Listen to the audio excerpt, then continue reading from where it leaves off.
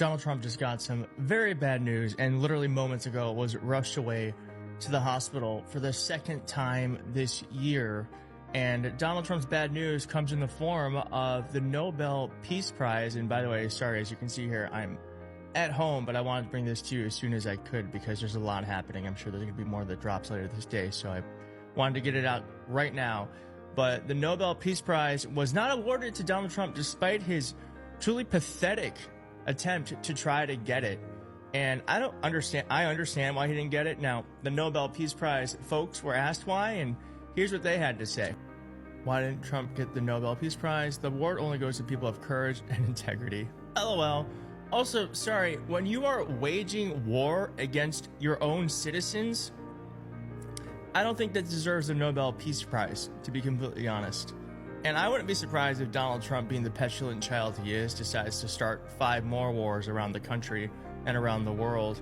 Do you feel any urgency to end the shutdown in the next week, 2 weeks, or would you be fine if this stretches into November and then toward the holidays with folks not getting paid? Well, you know, shutdown, we've had many, many shutdowns, and this is a shutdown that shouldn't have happened. A group of people brilliantly decided to make it after the election. I said, thank you very much. In other words, give it to Trump instead of Biden. So it shouldn't happen. And likewise, debt ceiling shouldn't have. But the great big, beautiful bill solved the debt ceiling problem for.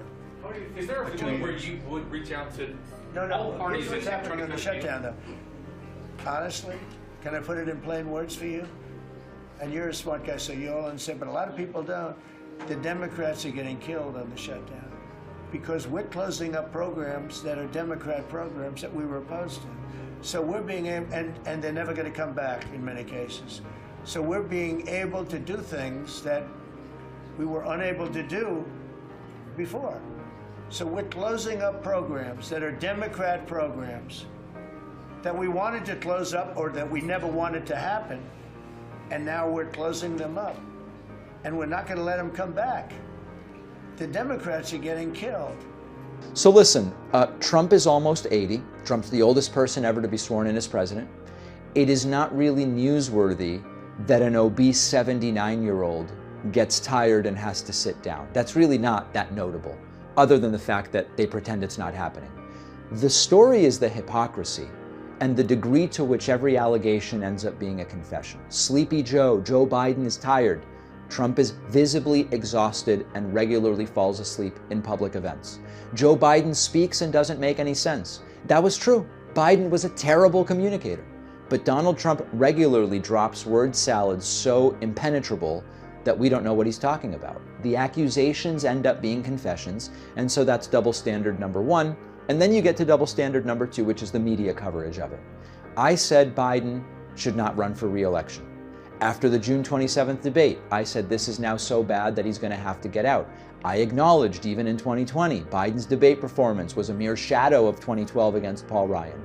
But now that Trump looks as bad, or I would argue worse than Biden, right-wing media is silent. Like pulling teeth, Jake Tapper last week finally addressed a little bit of Trump's symptoms in the context of his recent medical exam. But the same right-wing media outlets that were breathlessly doing Hillary Clinton Parkinson's in 2016, Biden's dementia in 2020 through 2024, they are silent about Donald Trump. And it leads you to ask, do they even really care about the health of the president, whoever is president, or do they only care about attacking Democrats? The president has been diagnosed with something known as chronic venous insufficiency. Fairly common problem, especially as you get older. This means there's a problem with the veins. Arteries carry blood away from the heart. Veins bring that blood back to the heart. And if there's a problem with the veins, the blood doesn't move as well and you can develop swelling. We know back in April he had a physical exam and there was no mention of this. So what's happening appears to be a rather acute, sort of recent phenomenon. That's what prompted an exam where they looked at his blood, said they found no problems with his blood in terms of clotting. They didn't find evidence of blood clots.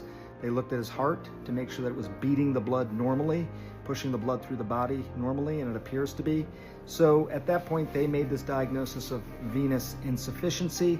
You'll likely need compression socks, things like that, just mechanical ways to get the blood out of the legs back to the heart, even raising the legs at night. Incidentally, this appears to be a separate problem than what we've seen with his hands, the bruising on his hands. We've noticed this for some time. Doctors did comment on that as well, and they say it's tissue irritation due to lots of handshaking, on top of the fact that he is taking aspirin as a blood thinner. Those two things in combination, they say, has been leading to that bruising. Again, common problems, non-life-threatening, certainly things that need to be followed so they don't turn into bigger problems, but that's what the president is now dealing with. You're going to Walter Reed tomorrow? What are you having done? How are you feeling? I'm meeting with the troops, and I'm also going to do a sort of semi-annual physical, which I do, and I think I'm in great shape, but I'll let you know. But I have no difficulty thus far. Is there wood around here? I'll knock on. No difficulty. Physically, I feel very good. Mentally, I feel very good. You know, I did about 6-7 months ago. I do physicals. I like to, when I'm around, I like to check always early, always be early. It's a lesson for a lot of people. But I also did a cognitive exam, which is always very risky because if I didn't do well, you'd be the first to be blaring it. And I had a perfect score.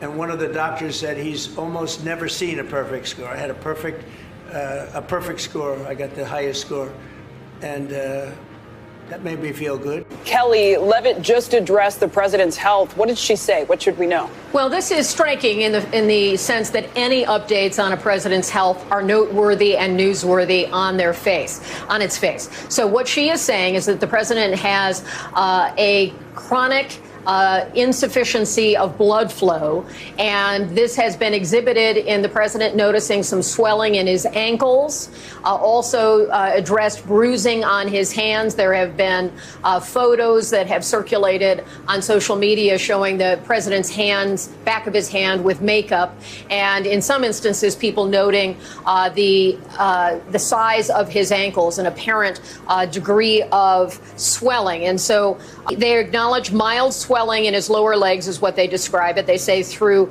regular medical care. Of course, there's a medical unit at the White House, a doctor on call. They did a variety of tests, and they have diagnosed this chronic condition. They say it is not the more serious type of condition like deep vein thrombosis, and it is not a sign of a deeper heart problem. President Donald Trump is traveling to Walter Reed Medical Center for an unusual second trip this year. The visit follows his physical that he received roughly 6 months ago. The White House referred to this visit initially as his yearly checkup, although the president later clarified that it was going to be a semi-annual exam. Now, the visit, nevertheless, marks a departure from the traditional presidential cadence of undergoing just one exam a year. This comes, of course, as we know that the president had been previously diagnosed with what his doctors had called chronic venous insufficiency, a condition that's common in older people. And look, presidents normally have basic care, medical care when they are at